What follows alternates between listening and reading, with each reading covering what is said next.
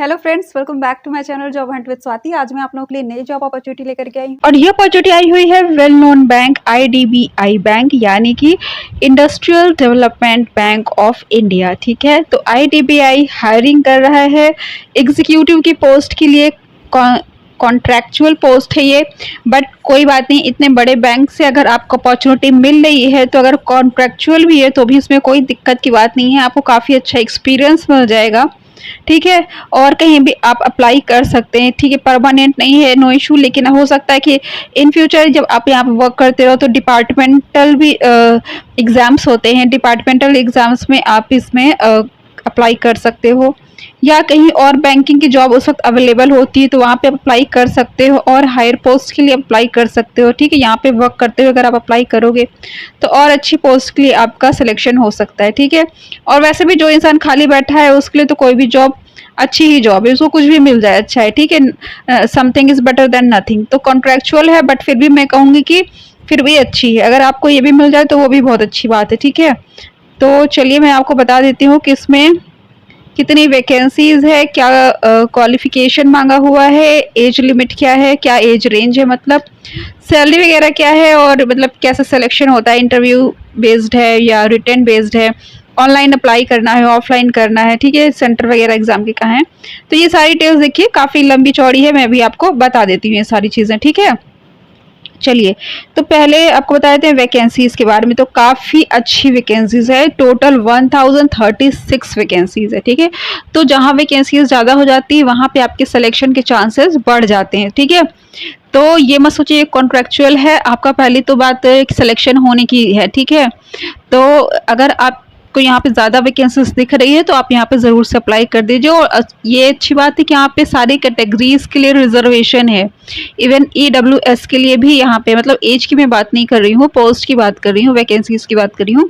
SC की 160 है, मतलब ये रिजर्व्ड है। ठीक है, फिर ST की 67 और OBC की 255, EWS की 103 यानी 103, और अनरिजर्व जो है वो है 451 यानी कि 451। ठीक है, और टोटल 1036 पोस्ट है। ठीक है, इसके अलावा कुछ जो पोस्ट है आपकी जो रिजर्व है वो PWD वगैरह कैंडिडेट्स के लिए है। ठीक है, ओके, PWBD। ओके, अब आ जाते हैं इम्पॉर्टेंट डेट्स। ठीक है, तो cut off date of eligibility criteria of age and qualification. तो 1 की इन्होंने बात की है कि 1 मई तक आपकी जो ये रिक्वायर्ड एज है या एज की जो लिमिट है वो 1 मई तक की इन्होंने डेट दे रखी है, क्वालिफिकेशन की और एज दोनों की। ठीक है, अब आते हैं online registration only. Online registration होगा including edit modification of application by candidates. ठीक है, तो इसकी भी इन्होंने यहाँ पे डेट दे रखी है, ऑनलाइन रजिस्ट्रेशन विद मॉडिफिकेशन। और दूसरा है आपका payment of application fees, intimation charges, online mode only. इन दोनों की जो डेट है वो है आपकी 24 मई से स्टार्ट हो रही है, यानी कि कल से लेकर के 7 जून तक है। ठीक है, तो काफ़ी समय है, अभी 7 जून तक इन्होंने डेट दे रखी है, और मॉडिफिकेशन वगैरह सब ले करके है। ठीक है, 7 जून के बाद आप सोचो कि फॉर्म में कुछ एडिट करने, तो ऐसा आप नहीं कर पाओगे। तो जो भी फॉर्म भरो सही भरो, उसमें ऐसी कोई गुंजाइश ही ना छोड़ो कि आप उसको एडिट करना पड़े। ठीक है, ओके, और यही आपकी जो डेट है ये पेमेंट की भी है। ठीक है, 24 से 7, मतलब जिस दिन आप अप्लाई करते हो फिर उसके बाद आप पेमेंट भी कर सकते हो। ठीक है, फिर है tentative date of online test. Online test कब होगा? 2 जुलाई को होगा। तो ये काफ़ी अच्छी बात है, जहाँ पे भी किसी चीज़ की डेट दे दी जाती है ना, तो एक उम्मीद बन जाती है, एक श्योरिटी बन जाती है, और एक आपको लिमिट मिल जाती है, आप अपना एडजस्ट कर लेते हो, मैनेज कर लेते हो कि कैसे कब क्या पढ़ाई करनी है, क्या करना है। ठीक है, तो 2 जुलाई को संडे को एग्ज़ाम होगा, तो अभी अच्छा खासा समय है, बहुत ज़्यादा भी समय हो जाता है जब, तो भी लोग इंसान उतना नहीं तैयारी कर पाता है, और जब टाइम नहीं भी बताते हैं तो भी कोई तैयारी नहीं कर पाता है। सबसे बढ़िया होता है जब 2-3 महीने पहले आपको पता चल जाता है। ठीक है, तो उसी वक्त सबसे अच्छी पढ़ाई हो पाती है। तो अभी ये मई चल रहा है, जून जुलाई, तो 2 तो नहीं कहूँगी मैं, 1 महीना प्लस समथिंग कुछ आपका समय बच है ही। ठीक है, 1 महीना 10 दिन मान लीजिए। ठीक है, तो आप अच्छी तैयारी कर सकते हैं। 2 जुलाई को आपका एग्ज़ाम होगा संडे को। ठीक है, चलिए बाकी की अब देख लेते हैं एलिजिबिलिटी क्राइटेरिया। एलिजिबिलिटी इसमें क्या मांगी हुई है, तो मिनिमम 20 ईयर्स, तो यहाँ पे 18 नहीं मांगा हुआ है, तो यहाँ पे मिनिमम आपकी 20 ईयर्स मांगा हुआ है, ठीक है। एग्जीक्यूटिव की पोस्ट है, जनरली ऐसी पोस्ट में 18 से स्टार्टिंग हो जाती है, बट यहाँ पे 20 ईयर्स मांगा हुआ है, ठीक है। मैक्सिमम एज लिमिट भी थोड़ी कम है, 25 तक है, ठीक है। जनरली होता है कि 28 तक होता है, बट यहाँ पे 25 है। बट ये प्लस पॉइंट है कि रिजर्वेशन में जो भी आते हैं कैंडिडेट्स, रिजर्व कैटेगरीज में जो आते हैं, उनको भी यहाँ पे एज लिमिट में थोड़ा वो मिला हुआ है, क्या कहते हैं उसको, थोड़ा रिजर्वेशन मिला हुआ है, ठीक है। तो उस चलिए मैं आपको दिखा देती हूँ, पहले एक एक करके मैं दिखाती हूँ आपको। ओके, कहाँ थी मैं, ये रही, ये, ठीक है। तो ये आपका 20 से 25 साल की एज लिमिट है, ठीक है। The candidate must have been born not earlier than 2 May 1998 and not later than 1 May 2003, ठीक है। तो 2003 के बाद आप पैदा नहीं हुए हो और ना ही 1998 के पहले के हो, ठीक है। Educational qualification a graduate from a recognised university, ठीक है। तो इसीलिए इन्होंने एज की जो रेंज स्टार्ट की वो 20 साल से स्टार्ट की, बिकॉज 18 साल वहाँ स्टार्ट करते हैं जहाँ पे इंटरमीडिएट को अलाउ कर रखा होता है। यहाँ पे इन्होंने ग्रेजुएट मांगा हुआ, इसलिए उन्होंने 20 साल दे रखा है, ठीक है। A graduate from recognised university passing only a diploma course will not be considered as qualifying the eligibility criteria. तो ऑब्वियस सी बात है, कोई अभी ऐसा तो सिलेक्शन हो नहीं रहा है कि खाली आपका सर्टिफिकेट के बेस पर होगा। तो इनके कहने का मतलब ये है कि आप खाली ग्रेजुएट का हो, इसका मतलब ये नहीं कि आपका सिलेक्शन हो जाएगा। The university institute should be recognised approved by government. तो गवर्नमेंट यूनिवर्सिटी या इंस्टीट्यूट से आपको ग्रेजुएट होना चाहिए, ठीक है। Passing only a diploma course will not be considered as a qualifying the eligibility criteria, ठीक है। अब जाता है specific information instruction for executive, ठीक है, ऑन कॉन्ट्रैक्ट 2023-24, ठीक है। तो क्या इंफॉर्मेशन, ये क्या इंस्ट्रक्शन ये देना चाह रहे हैं, emoluments, career prospects and service conditions, ठीक है। तो चलिए कॉन्ट्रेक्चुअल बेसिस है, तो चलिए मैं आपको पहले क्लियर कर देती हूँ ये पढ़ के एक्चुअली क्या है, ठीक है। The appointment of executive will be purely on contractual basis. The contract would be initially for a period of 1 year and may be reviewed for extension on year to year basis for a further period of 2 years, ठीक है। 1 साल का है और 1 साल से 2 साल बढ़ा सकते हैं, ठीक है। 1 साल फिर उसके बाद 1 साल और, ठीक है, यानी 2 साल का पॉसिबल है। फिलहाल ये 1 साल के लिए, लेकिन 2 साल कर सकते हैं। सब्जेक्ट टू सेटिस्फैक्ट्री परफॉर्मेंस, तो आपके परफॉर्मेंस पे डिपेंड करता है। पहले आप 1 साल के लिए यहाँ पे हायर किए जाओगे, अगर आपकी परफॉर्मेंस अच्छी होती है आपको अगले साल के लिए भी यहाँ पे कंटिन्यू कर दिया जाएगा, okay. Subject to satisfactory performance, completion of assigned mandatory e-certifications, availability of vacancies at the relevant point of time and any other criteria, ठीक है। तो ये सारी क्राइटेरिया के अकॉर्डिंगली आपकी थोड़ा सा टाइम बढ़ा दिया जाएगा, ठीक है। On successful completion of a period of 3 years of contractual service, such appointee shall become eligible for appointment as assistant manager grade A in the bank through a selection process that would be conducted by the bank. जैसा मैंने आपको ये बिना पढ़े ही पहले बोल दिया था, एक्चुअली ये आपका क्या है कि 1-1 साल करके ये आपका कॉन्ट्रैक्चुअल पीरियड बढ़ाया जाएगा, जैसा आपका वर्क रहता है, जैसा आपका परफॉर्मेंस रहता है, ठीक है। तो अगर आप यहाँ पे 3 साल तक टिक जाते हो, 3 साल तक आप काम कर लेते हो, तो यहाँ पे जो डिपार्टमेंटल एग्जाम्स होते हैं, जैसे कि असिस्टेंट मैनेजर का जो डिपार्टमेंट एग्जाम होगा, असिस्टेंट मैनेजर ग्रेड ए की पोस्ट है इनकी, ठीक है। तो उस एग्जाम को अगर आप क्वालिफाई कर लेते हो तो आपका यहाँ पे असिस्टेंट मैनेजर की पोस्ट पर सिलेक्शन हो जाएगा। तो बहुत ही अच्छी अपॉर्चुनिटी है, अगर आप इसमें एक बार इंटर कर देते हो और अच्छे से परफॉर्म करते चले जाते हो तो फिर उसमें आपका असिस्टेंट मैनेजर तक आप पहुँच जाओगे, ठीक है। अब जाते हैं appointment as grade A will be as per the prevailing policy of the bank and availability of vacancy at the relevant point of the time.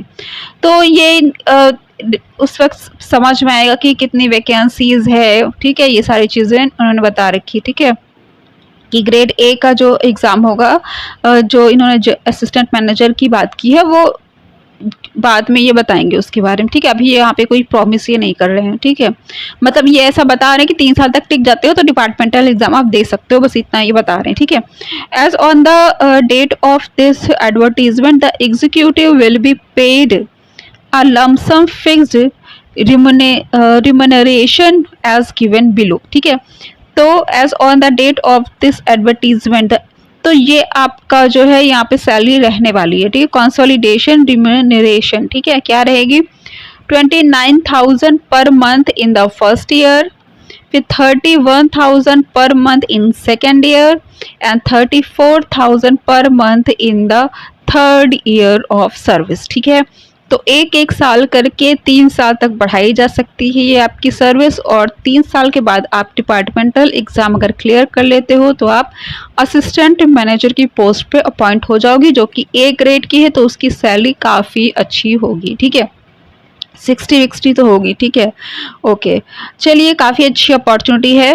अब आगे बढ़ते हैं। Note, in addition to the above the bank would also be contributing to the NPS account of the executives as per norms application from time to time, ठीक है। वो सारी चीज़ें आप पढ़ लीजिएगा, मैं खास तौर से इंपॉर्टेंट चीज़ें आपको बता देती हूँ।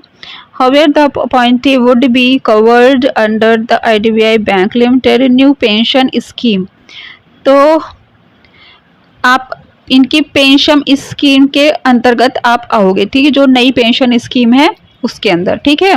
ओके, अब आ जाता है सिलेक्शन प्रोसेस क्या रहने वाला है आपका। तो ये देखिए सिलेक्शन प्रोसेस क्या रहने वाला है। The above mention selection process are indicative and bank is at liberty to alter, amend, modify the same at any time without assigning any reason whatsoever. The structure of the OT is as follows, ठीक है। तो क्या रहेगा आपका test, यहाँ पे आपका यहाँ पे जो टेस्ट होगा वो रिटन रहेगा, मतलब ऑब्जेक्टिव टाइप का, जैसे कॉम्पिटिटिव एग्जाम्स के रहते हैं। Logical reasoning, data analysis and interpretation से रिलेटेड आपके 60 क्वेश्चन होंगे, जो कि 60 मार्क्स के होंगे, ठीक है। English language 40 question 40 marks, quantitative aptitude 40 question 40 marks, general economic, banking awareness, computer IT, इससे रिलेटेड यानी जनरल नॉलेज से जो रिलेटेड होंगे वो 60 क्वेश्चंस होंगे 60 मार्क्स के। तो ओवरऑल आपके 200 मार्क्स का होगा, ठीक है। और ये 2 घंटे का रहेगा, ठीक है। तो ये ध्यान दीजिएगा, 2 घंटे का समय रहेगा, उसमें आपको quantitative aptitude, logical reasoning, data analysis, interpretation, ये सारी चीज़ें और बाकी के और भी जो क्वेश्चंस है वो आपको 2 घंटे में 200 क्वेश्चंस करने होंगे। तो उसके लिए भी प्रैक्टिस की ज़रूरत पड़ती है। तो अभी जितना भी समय है आप उठा करके सीधे पेपर्स जो हैं प्रैक्टिस शुरू कर दीजिए, ठीक है। Candidates have to qualify in each of the 4 tests by securing cut-off marks as decided by the bank. तो आपको जितने भी ये पार्ट्स दिखाए हैं इन्होंने टेस्ट के, चाहे वो आपके रीजनिंग से रिलेटेड हो, इंग्लिश से रिलेटेड हो, क्वांटिटेटिव एप्टीट्यूड के हो या जनरल अवेयरनेस के हों, सब में आपको क्वालिफाई करना, उसमें मिनिमम क्वालिफाइंग करना ही करना है। उसके बाद आपका टोटल क्वालिफाइंग जो होगा भी इनका मार्क्स, उसको भी क्वालिफाई करना है, ठीक है।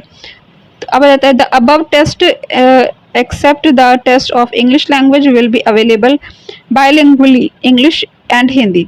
तो इंग्लिश और हिंदी 2 लैंग्वेज में पेपर आपका रहेगा, ठीक है।